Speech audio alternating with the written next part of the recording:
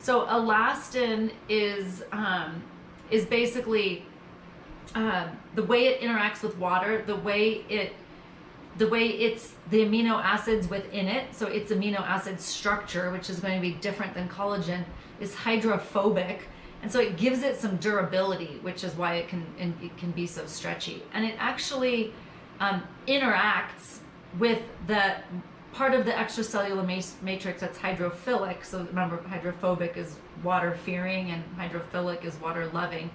And through this like hydrophilic relationship, we get tissue hydration through hydrogen bonding. So I think a lot of times people think we can hydrate our tissues because, oh, we're this fluid, by drinking more water. Like, that's not the same thing. It's actually through hydrogen bonding, which is a attraction-repulsion relationship, right? It comes back to these polarities, and that happens through movement and locomotion and so on. So just kind of think of tissue hydration not as how thirsty you are.